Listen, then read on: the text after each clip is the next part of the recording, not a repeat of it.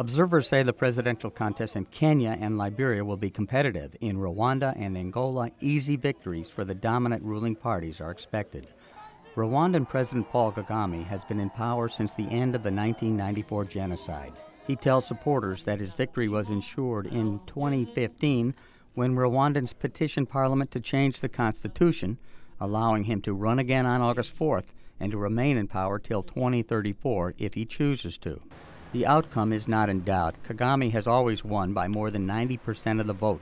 The government disqualified other candidates seeking the office, saying they didn't fulfill the requirements to run, such as collecting enough supporting documents. Kagame has warned Western nations against meddling in the country's election. In southern Africa, Angolan President José Eduardo dos Santos is stepping down after nearly 38 years in power.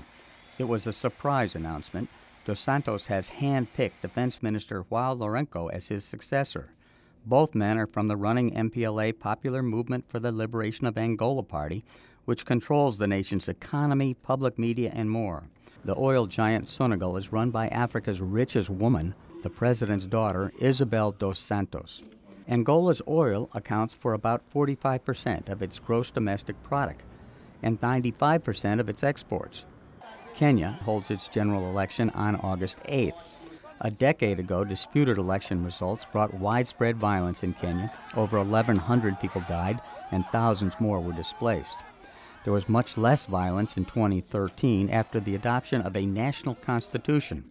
That close contest was won by Uhuru Kenyatta and challenged in the Supreme Court by opposition candidate Raila Odinga.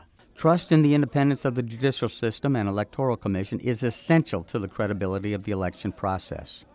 The court ruled for Kenyatta, and Odinga accepted the result. Liberia's general elections are set for October 10th. The voting will be overseen by the National Elections Commission. More than 20 candidates are vying to succeed President Ellen Johnson Sirleaf in office since winning the country's first democratic election in 2006 and re-election in 2011. The first democratic transfer of power in Liberia's modern history is largely dependent on the independence of the Liberian Supreme Court. After Liberia's 2014 special senatorial elections, more than a dozen petitions were filed in the court against the National Election Commission and various candidates. The Supreme Court dealt with those electoral disputes and appeals well into 2016. Finally, there is no official word on when presidential elections in the Democratic Republic of Congo will take place. President Joseph Kabila's term in office has been allowed to continue until late 2017 under a transition deal, as long as elections are held this year. We still have that objective in mind. Mr. Kabila is bound by Congo's constitution to step down at the next election, having served 2 consecutive terms. Congo has not experienced a peaceful transfer of power since gaining independence in 1960. But the government's finance minister has said the country is too broke to organize polls. The United States is threatening sanctions on anyone delaying the vote. We are ready to take additional action to sanction those who stand in the way of the DRC's first democratic transition of power. A hallmark of a democratic election is that it is conducted through a predictable and transparent process.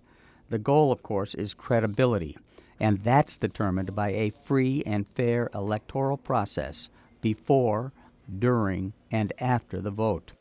Paul Sisco, VOA News, Washington.